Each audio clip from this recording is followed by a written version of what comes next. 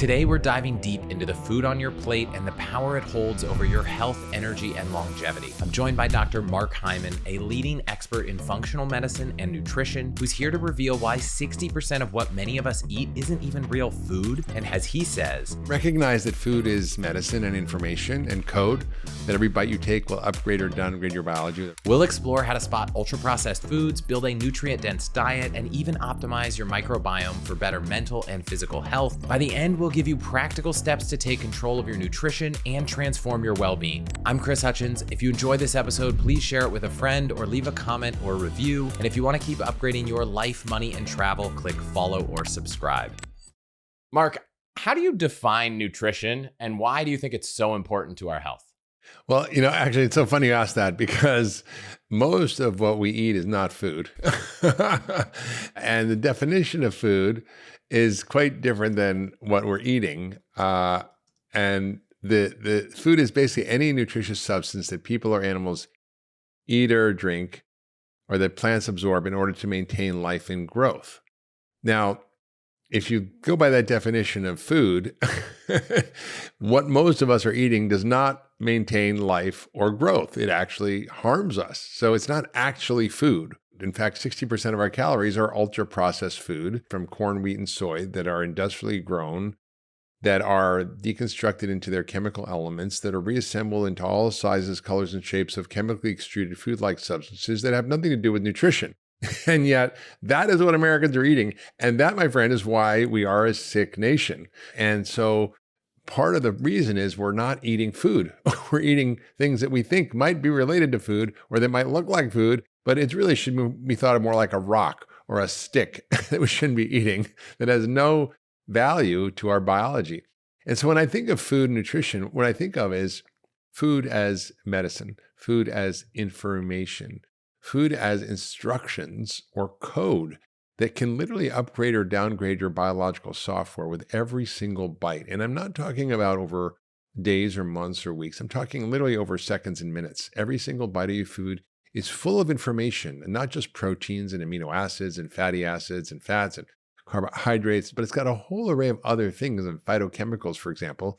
I don't even know we've cataloged them all, probably well over 100,000 or more phytochemicals. The Rockefeller Foundation is now cataloging these in the periodic table of these plant-based molecules that you might have heard about, like resveratrol, in red wine, or maybe you've heard about catechins in green tea, or broccoli being good for you because it's got things that help prevent cancer, like sulforaphane. I mean, these are molecules that are in nature that have huge biological impact. And when you eat any bite of food, you're eating this immense cocktail of components that are literally regulating everything in your body. Every gene that's turned on or off or expressed affects your epigenome, which is the master regulator of your genes. It's affecting your hormone regulation, your brain chemistry, your immune system, your microbiome, your metabolism. So people need to understand that every bite of food they eat is consequential and has profound implications for how they feel now and how they're on the transitions from wellness to illness, and how they're going to end up with disease or live to be 100 healthy years. So I think when I think about nutrition, it's really quite simple. When you pick up anything in the grocery store, ask yourself one simple question. Did God make this or did man make this? And if you don't believe in God, did nature make this or did man make this? And I usually say man because it's usually men who did all this. And the answer is did God make an avocado? Yeah. Did he make a Go-Gurt or a Lunchable? No. Why are we feeding that to our kids? And so for me, food is really about understanding how to use the things that we eat every day to help us actually not just, be quote healthy and, stay our ideal weight and prevent disease, but it's really about the quality of our life, how we feel, how much energy we have, how our brain functions, how our immune system functions, love the people we want to love the way we want to love, to have a mission in life, to feel like we have time for being present with our friends and our family. Because when you feel like crap, which is what I call FLC syndrome, which is something most Americans suffer from, and most people have no clue that what they're eating is affecting how they feel and how they're literally just days away from feeling dramatically different. And I run these programs around the world. I put people on a very healthy, healing diet, take out all the crap, sugar, processed food, alcohol, get rid of most, grains, beans, and dairy, just because a lot of people have intolerances to that. Try to put them on a whole foods, anti-inflammatory diet. And within 10 days, we see a 70% reduction in all symptoms from all diseases. We see people's inflammation go down, their energy improve, their depression get better, their digestion system improve, their joints feel better, their skin clear up. I mean, it's quite miraculous in the sense of, what we typically expect, but it's not miraculous. It's just science, because the instructions and the code in food is regulating every system in your body. So when I think of nutrition, I think it should be, fun and delicious and satisfying and nourishing, but it also should be upregulating your biology so you can be whoever you want to be. I know there's a spectrum, right? There's, you can have ultra processed and processed. And, you said, did nature or God make this, or did, man make this? Is there stuff in between that has a place in our diet? So there's a classification system called the NOVA classification system, and it's quite straightforward, and it's really about how do we think about the 4 classifications of food. So unprocessed, minimally processed food is essentially an apple or an almond or an egg or a piece of chicken. Like, it's just what it is, right? It's pretty simple. So the group 1 is unprocessed or minimally processed foods, and these are just the edible parts of plants, animals, algae, fungi, and it's pretty obvious what they are. There may be, foods that are minimally processed, like with fermentation, for example, like sauerkraut or yogurt or things like that. So then there's sort of processed and culinary ingredients, which are really, used in seasoning. They're used in, cooking. For example, they're not full of additives, but they could be, crushed seeds and nuts and olive oils. You want honey or maple syrup, you've got to extract it from the tree. You want to make butter, you've got to kind of process it. These are processed culinary ingredients that are coming from raw materials that we still kind of recognize, right? And then there's, sort of processed foods, which are, that are preserved through various kinds of things that help improve shelf life. They can be cheese, canned vegetables, dried fruit, canned fish. Those are all things that we recognize. Ultra processed food is the group 4 classification. And this is stuff that's just strange non-food things, like high fructose corn syrup that is not found in nature, made through an industrial process, often using alkali that creates heavy metals in the corn, like corn syrup, like mercury. The fructose is there, not like in fruit. In a whole fruit, it's actually removed from the bond that fructose usually has with glucose to make sugar. Table sugar is glucose and fructose. So you get like, a vegetable oil, like soybean oil or something, and you hydrogenate it, which is adding, under chemical processes, extra hydrogen atoms to make solids. You can basically get Crisco. These are really weird foods. And then there's, all the weird things that you have emulsifiers and additives, anti-foaming and gelling and glazing agents and sweeteners and thickeners. Like, what is that stuff? It's not something you'd have in your cupboard. So if it's not something you'd have in your cupboard and you would cook with, then it's most likely ultra processed food. And that is something that is now 60% of the American diet. It's 67% of children's diets. It's 73% of the foods that are on grocery store shelves. They've exploded in their processing, and they're dangerous because they're hyper palatable.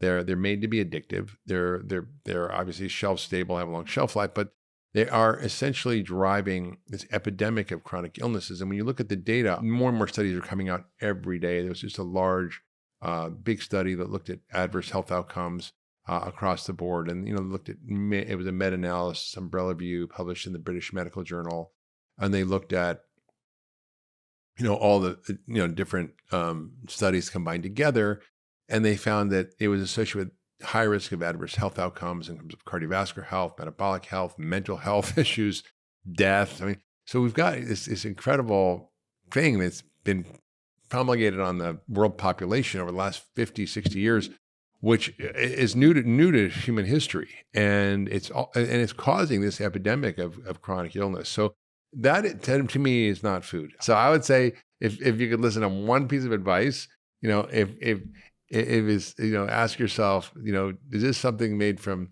God or nature, or is this something that was constructed in a factory? And Michael Pollan said it well. He said, eat food that was grown in a plant, not made in a plant. What's interesting is when I first heard you say that, I was like, gosh, there's no room for bread, and for most breads, I think you'd find that they're ultra processed and maybe there is no room for those.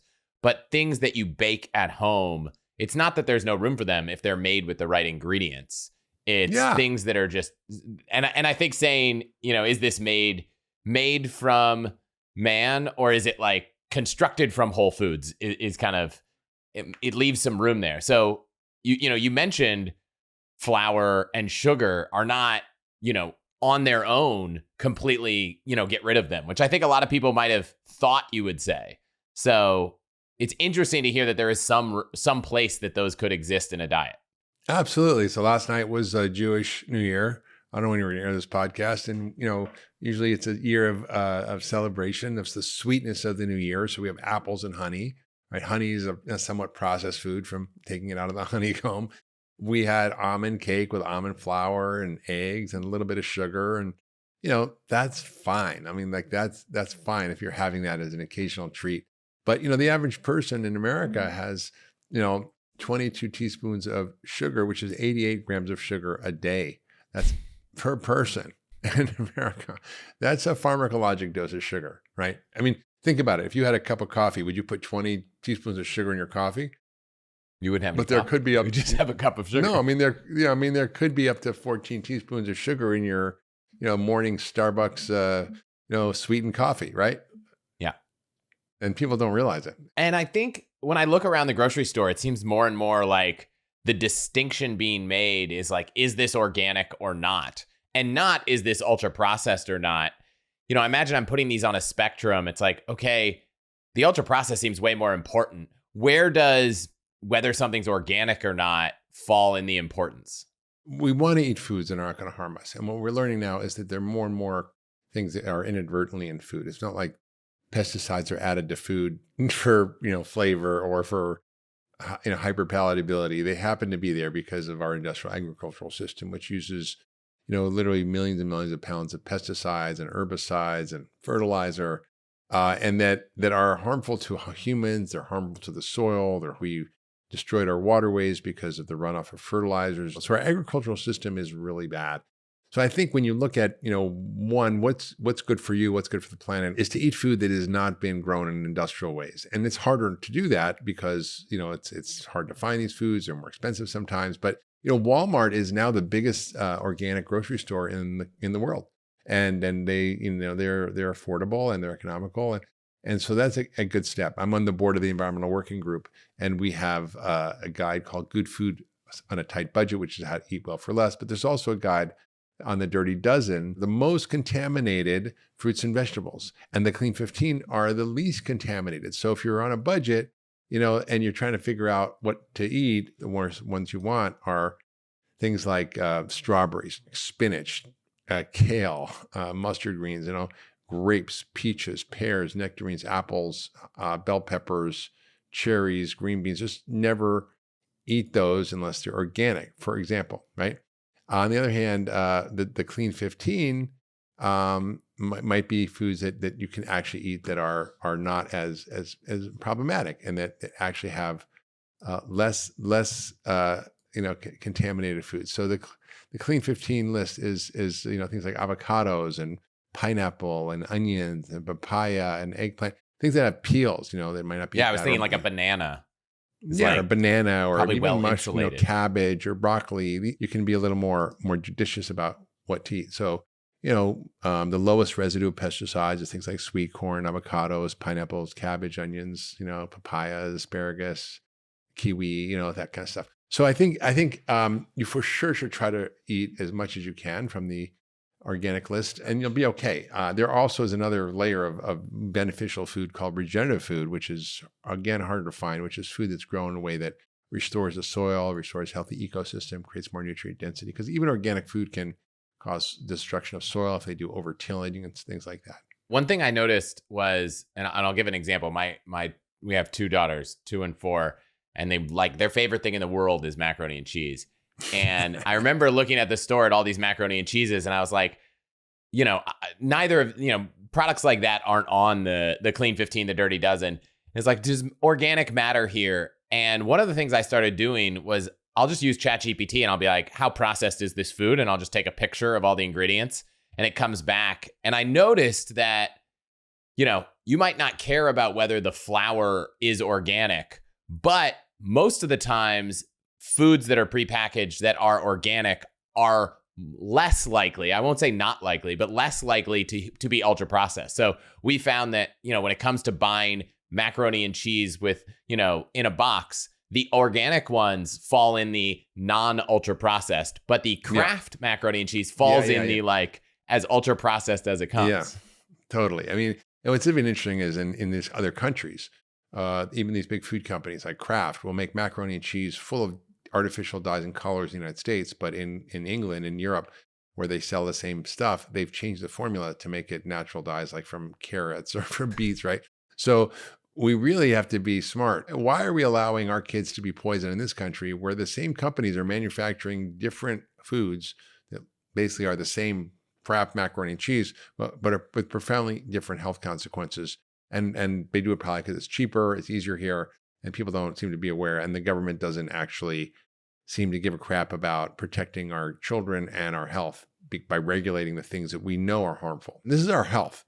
We should have to establish safety before we actually allow it to be in the food, not allow it to be in the food, wait 50 years and find out it's killed millions of people and then get it off the market. And right now, I think we're working on changing the sort of FDA's regulation of some of these ingredients that we know are harmful. So I think, nutrition is not that hard, really. It's just eat real food, think of food as medicine, eat a lot of colorful fruits and vegetables, get quality protein, good fats, lots of fiber.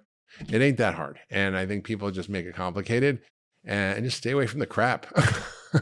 There's one thing you mentioned earlier briefly. You touched on dairy, and I'm curious where that fits into the equation, because I feel like, at least in my childhood, it was like the staple. You're drinking your glass of milk, you're putting in your cereal. How have you changed or rethought about dairy today?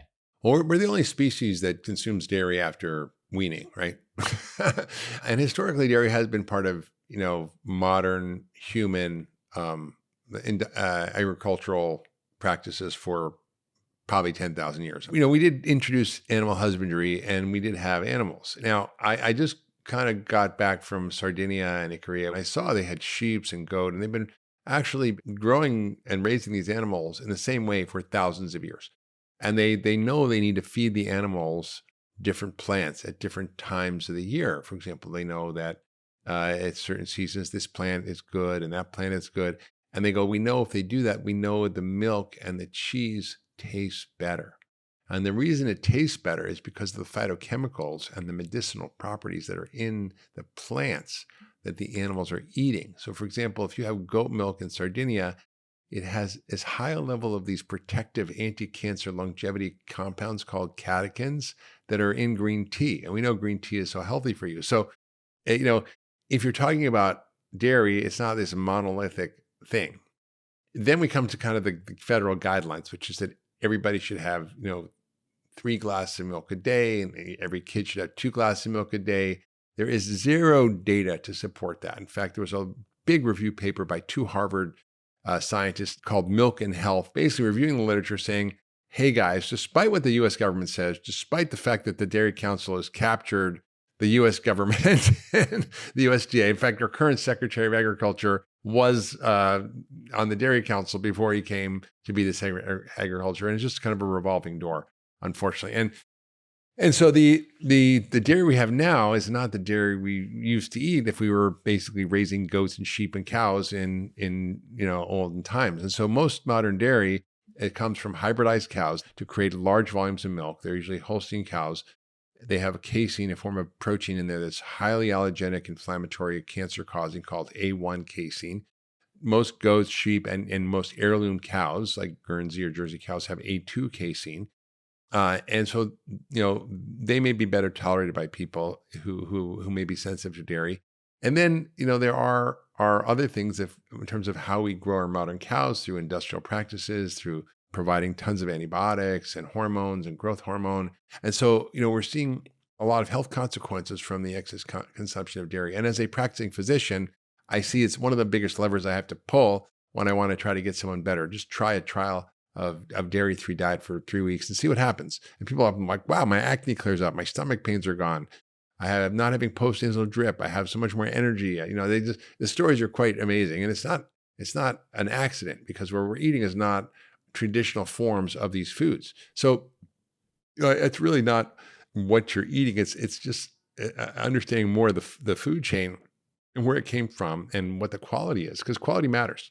Are there any other kind of foods that maybe have a misconception in society that are worth touching on? I heard you mention beans and protein that kind of share a similar profile to dairy, where the average person might not realize that some of the research might be contradicting what they grew up with.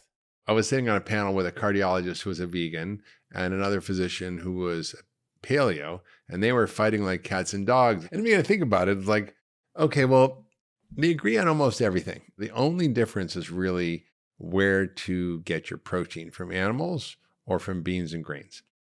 And I think, beans and grains have been a part of our diet for 10,000 years. And so it's relatively new. Animal protein has been part of our diet for, 200,000 years of being humans. And so we have to look at the individuals and how they feel and how they respond. And, I always say, being dogmatic about a particular way of eating doesn't make any sense, because we're all different. We're all unique. We're all individual. And I always say the smartest doctor in the room is your own body. Listen to what it says. It'll tell you whether it likes it or doesn't like it, how you feel, if you feel good or bad. And I think that, there's really clear science though around, the benefits of eating animal protein as you get older, particularly because in order to eat enough protein, and protein is the only macronutrient we need in large amounts. In other words, human requirement for carbohydrates is 0. If you never had another carbohydrate in your life, you would be fine. There's requirements for fat that are called essential fatty acids, but they're required in small 1 or 2 gram amounts, like omega-3 fats. And then there's protein, which we need in large amounts, like, anywhere from 60 to 100, 60, 70, 80, 200 grams of protein, depending on your size and your activity level, which is a massive amount. The question is, where do you get your protein from and what does it do? Well, as you age, you need to build muscle, particularly, and it's harder to build muscle as you get older. And so the dietary guidelines that we have are based on the minimum amount of protein you need to not get a deficiency disease like kwashiorkor or marasmus, which is just a bare minimum. It's not what you need for optimal health. I think with protein, we typically need high quality protein. We need high amounts of an amino acid called leucine, which is the rate limiting amino acid for protein synthesis. And as you get older, and particularly throughout your life, muscle is critical because it's the sink for your food. It's moves your body around, but it also is hormonally active, immunologically active. It's an incredibly critical organ in your body that we need to maintain the health of.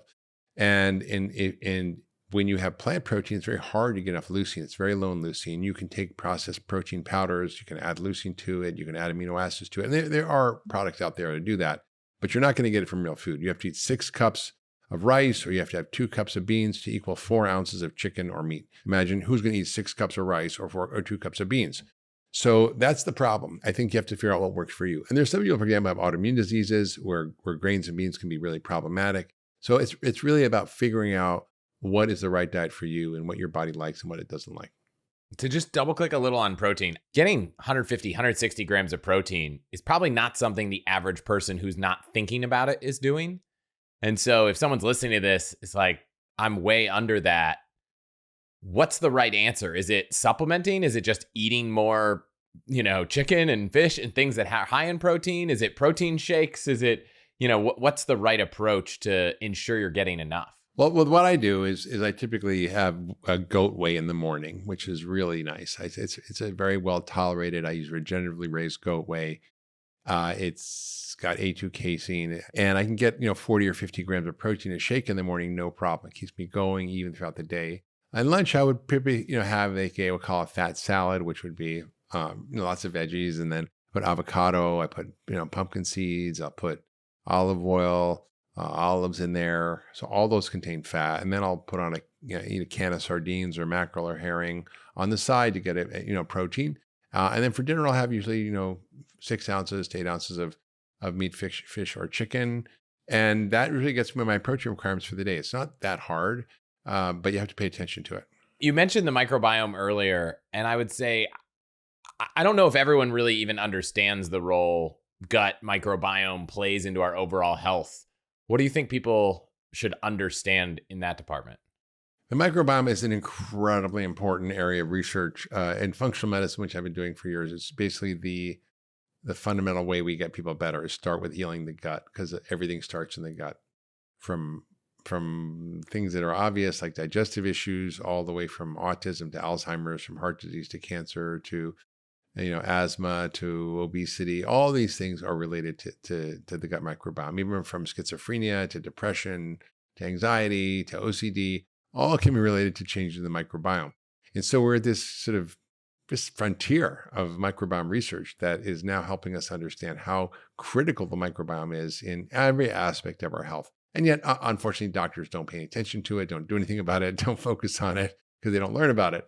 But it's fundamental to the functional practice of functional medicine and what we've been doing for decades. So learning how to take care of your microbiome, tending your inner garden is one of the most essential things you do. And I've written about this in many of my books, particularly Young Forever, where I talk about it and how to keep your gut healthy. So it's an essential feature. And just by eating the right foods, by having lots of fiber and vegetables and fruits and polyphenols, it's super, super easy to kind of, basically get the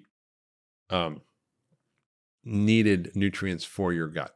And that's what I think is important to understand. I want to loop back before that to talk a little bit about, you mentioned with different diets that, it's really about what's right for you. We could make all the changes we talked about first, right? And then you could cut out ultra processed foods. Is that enough? Or are there other factors when it comes to changing how much you eat? Should we just be looking at calories, or when you eat? Should we be fasting? Aside from what you put in your mouth, there's the quantity and the when.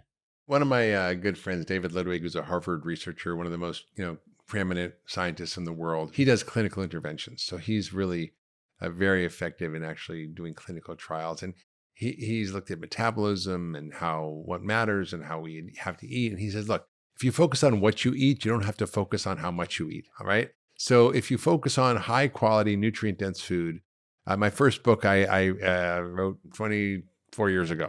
I started it, I think. Had this concept, God, I'm old. All right. Anyway, so I had this concept called the nutrient to calorie ratio, which essentially is how many nutrients per calorie you're getting. For example, Coca-Cola has 0 nutrients, tons of calories. Broccoli has tons of nutrients, very few calories, right? So you want to have a high nutrient to calorie ratio. And that's just a nice concept when you look at anything you're doing.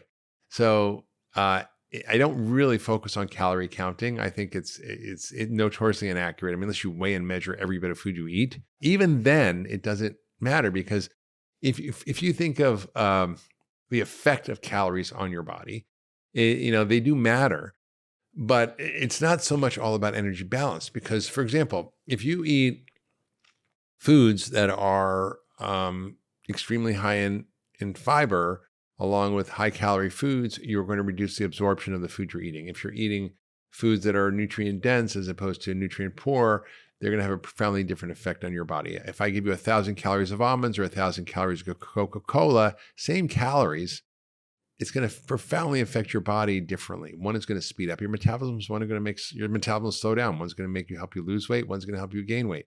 And we know this from the data. It's very clear. And it's not that I'm trying to fight physics here. I mean, I think people go, oh, well, you're arguing against the laws of thermodynamics. The first law of thermodynamics is energy is conserved in a closed system. A closed system. So what is the definition of a calorie? A calorie is the amount of energy required to raise 1 liter of water 1 degree centigrade. Very simple. If you take 1,000 calories of almonds and 1,000 calories of Coca-Cola and you stick them in a lab and you burn them, you get exactly that, right? But when you eat them, it's very different. So a calorie burn is different than calorie eaten. And so that food you're eating is regulating all of those things in real time. So the quality of the calories matters more than the quantity. How much you eat is not important as what you eat. As far as the timing goes, I think it is important to understand that our bodies need a break from food. The idea that we need to snack and have snack foods and eat all the time and eat between meals and eat after meals and eat at night. I mean, it's just killing us. In fact, it's, we have an extra 500 calories of surplus food in per person in America since the 1970s. And what's has that made? That has made a whole industry of snack foods and processed foods that were sold and marketed that have extremely harmful effects and that keep us addicted and eating more and more. So I would say give yourself at least a 12-hour break between dinner and breakfast. If you eat dinner and finish by 8 at night, that means you can eat at 8 in the morning. It's not that hard because at night is when your body repairs and cleans and heals, and you want to allow it to do that. And if you don't do that, you will accumulate damaged proteins and tissues. It's really important for longevity. And most of us, don't take advantage of that. What about within the hours that you are eating? Are there things that it matters if you're eating earlier in the day, later in the day, before, after one another? Well, they've actually done studies, where like, for example, if you eat your calories at night, you're going to typically more gain weight. If you eat more in the morning, less likely. So you always hear that saying, breakfast like a king, lunch like a prince, and supper like a pauper, right? No, it's old wisdom, but it actually has some merit. And I think that the data, the science support the fact that if you're looking at people who even will eat like 2,000 calories in the morning or 2,000 calories at night, let's say, their effect on their weight and metabolism will be different depending on when they eat the food. So my view is, you don't want to overstuff yourself ever, that you want to eat during a window of time. It could be 10, 12 hours. If you're metabolically unhealthy and you have prediabetes or obese, you might benefit from a more time-restricted eating where you eat in an 8-hour window. It does help you reduce your calorie intake, which can help, but also just gives yourself this process of repair and healing and burning and metabolism. So I think the idea that that we should be doing anything in a rigid way, I think I want to get away from, but I want to really help people understand that they need to listen to their body, understand what works, what doesn't work, and how they feel. I guess one area we haven't touched on when it comes to dieting is around, the growth and popularity of these GLP-1 agonists. How do these fit into the whole world of diet and nutrition and where you think we might be going? Well, I've been doing this for a long time, and I'm going to be 65 next month.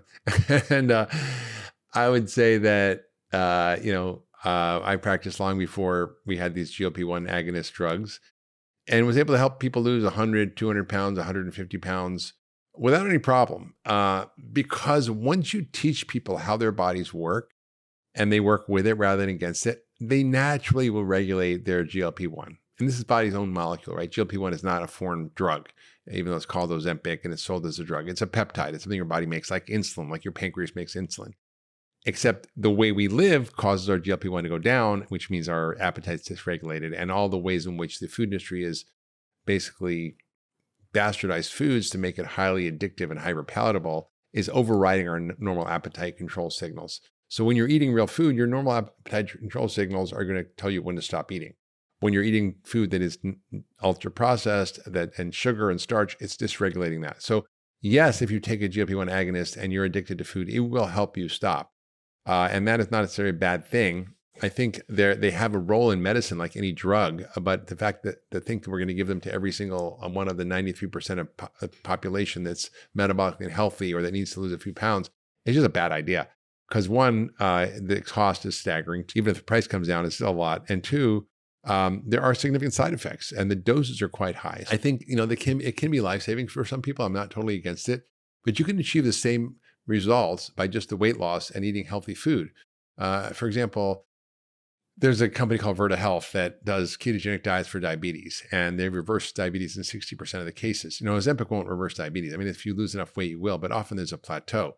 And what he found was that looking at the biological outcomes that are reported for these GLP-1 agonists compared to the effects of a ketogenic diet on biology, looking at all the same biomarkers and health metrics, there was no difference.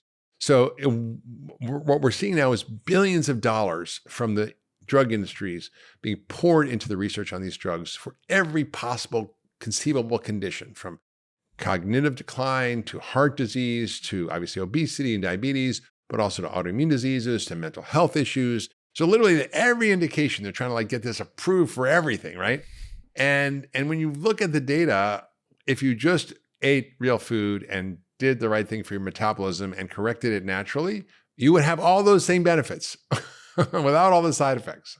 It's kind of wild. And so it sounds like everyone's different, right? Your personal circumstance may or may not matter.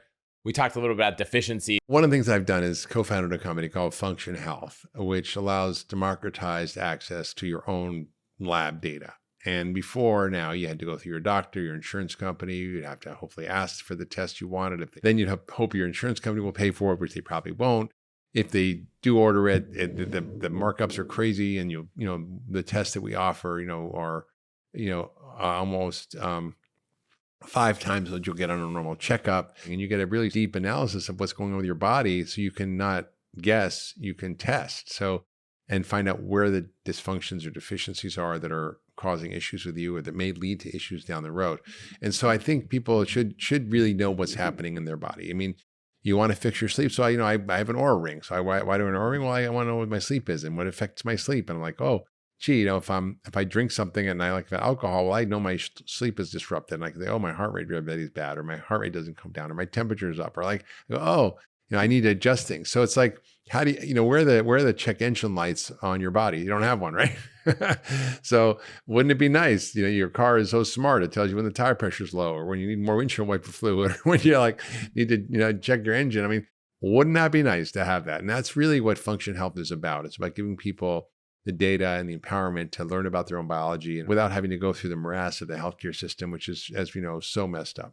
Obviously, you can look at a lot of your results. Are there things that are common that people are deficient in that are kind of like the most surprising, frequent results of people that dig into their data, that are things people should be kind of most acutely looking at? Yeah, and with Function Health, we launched in April last year. It's exploded. We have 70,000 members, 300,000 people on the wait list. And by the way, your listeners can jump that wait list, which is 300,000 people, by using the early access code ALLHACKS100. And the beautiful thing we're learning is that after over 10 million biomarkers, we're seeing these incredible patterns. One, obviously, a poor metabolic health, and this is a health forward population.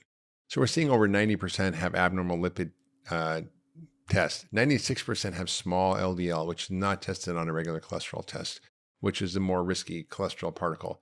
We're seeing over 50% have IApoB, which is probably the most important cholesterol test that your doctor doesn't test you, typically 50%. We're seeing over 40% have levels of inflammation. 67% have nutritional deficiencies in things that really make a difference in how you feel, like mental health and energy and immunity, like vitamin D and iron and the B vitamins like B12, folate, and B6.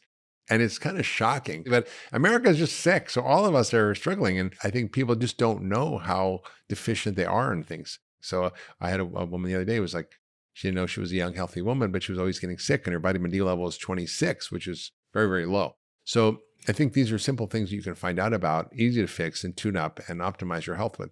And for a lot of the things, I think everything probably has a different intervention. I've gone through a lot of the lipid panel, cholesterol, high ApoB, follow on to going to get a, coronary CT scan, which is not that expensive. And I've kind of told family members of mine that have really high cholesterol, like, this is probably something you could consider for a few $100.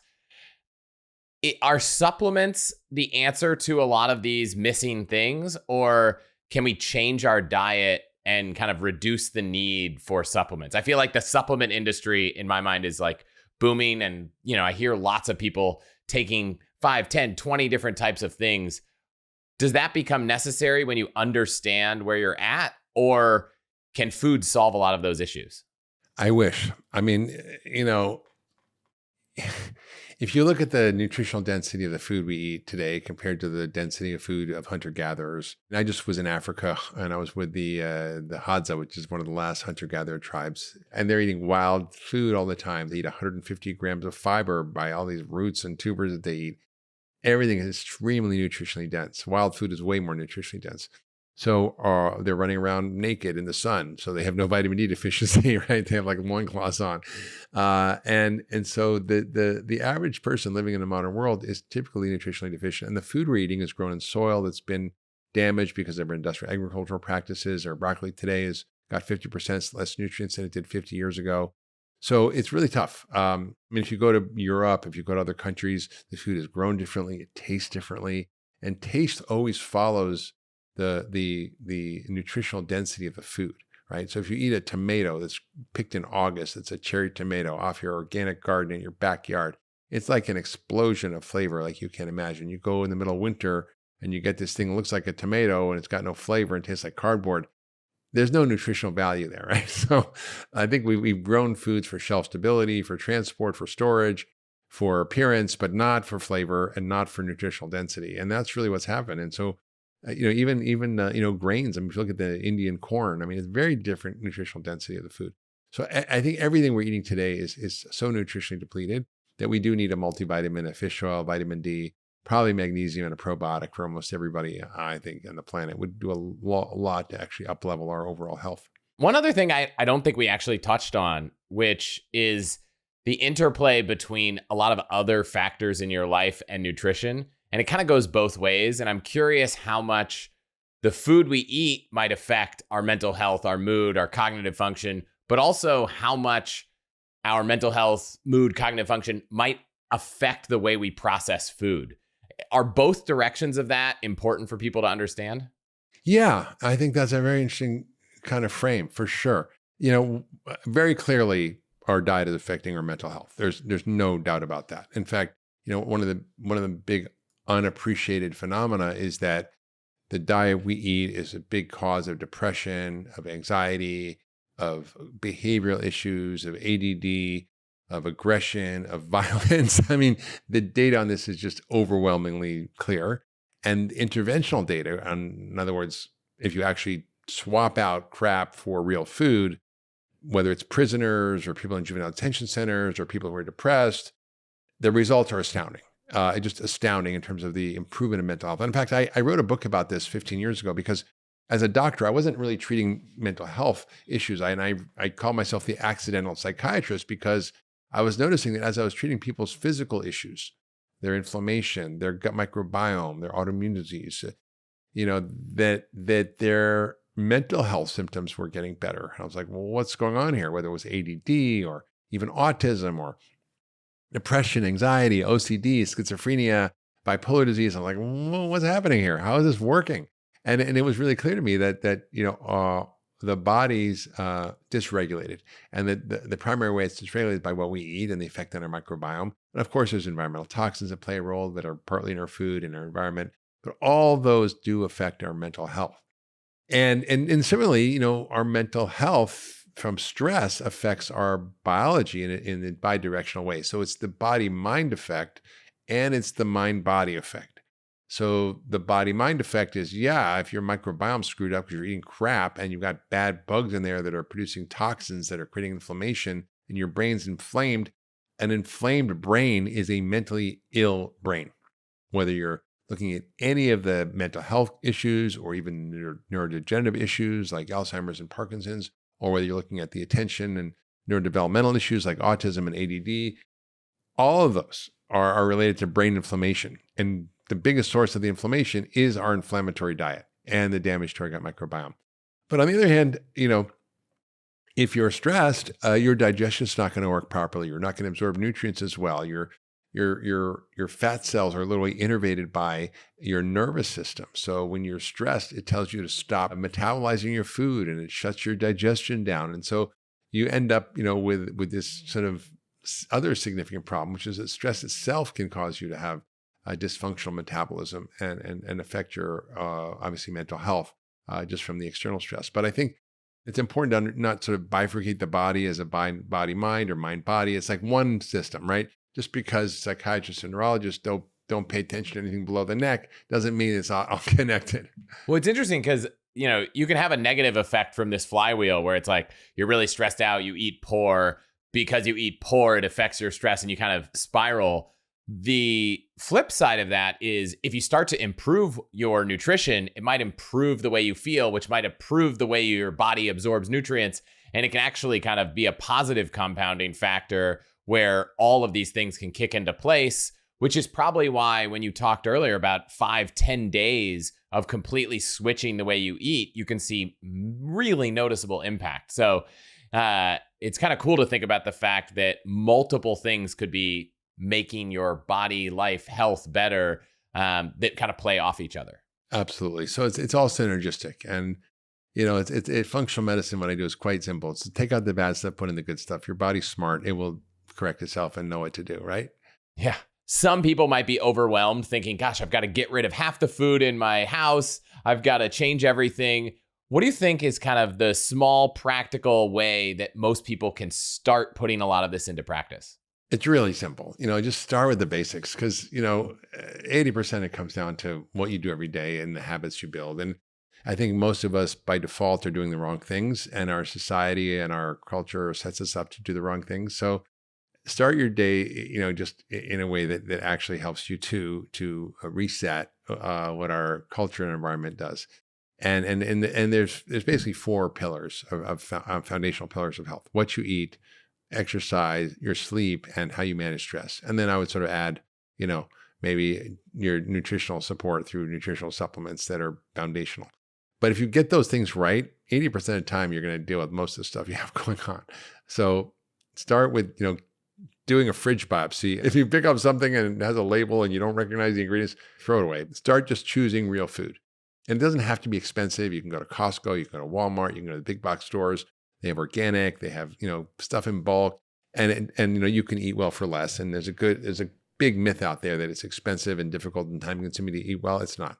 And I think the Environmental Working Group has a great guide called Good Food on a Tight Budget. Encourage you to check it out. And it's how to eat well for yourself, well for your planet, and well for the wallet. And so all that's really good. Second is, move your body. Everybody needs to take a walk for 30 minutes a day. Do some simple resistance training. It can be your body weight. There's tons of things on YouTube and online to learn from. You don't need a lot of equipment, and it's important to stay fit. Next is optimize your sleep. And it requires you to, understand what that means. And there's a great book by Matthew Walker called Why We Sleep. He's also been on my podcast. I have a whole sleep course. You can go to my website, drhyman.com. It's free. It's a sleep masterclass with a lot of experts talking about how to optimize your sleep and the environment in which you sleep. So, and then of course, managing stress. How do you deal with that? And it's individual. Some people like to do breath work or meditation or, guided imagery, or they use, sound healing or binaural beats or apps like Calm or Headspace. Doesn't matter. Watching a sunset, just doing nothing, can be really great. So taking a hot bath, that's one of my favorite ways. I just take a hot bath with Epsom salt at night, and I just lay there and I kind of check out for the day, get my nervous system to calm down. So everybody needs to figure out how to regulate their nervous system, and most of us never learn how to do that. Those are just foundational things, and they're not that hard to do, and they make an enormous difference. And sometimes it's challenging to fit those in, but for example, if you look at your screen time, how much time you spend scrolling on Instagram or social media and futzing around on your phone, even a few minutes of that for yourself can make a profound difference. I mean, if you don't have a lot of time, even for stress reduction, I recommend the Take 5 practice. Take 5, which is 5 breaths, 5, the count of 5 in, count of 5 out, 5 times. Really simple, deep, slow breaths. I think everyone can find time for that in their day. Yeah. I mean, listen, if you can't do 5 breaths, then you got something wrong with your life. You got to look at that.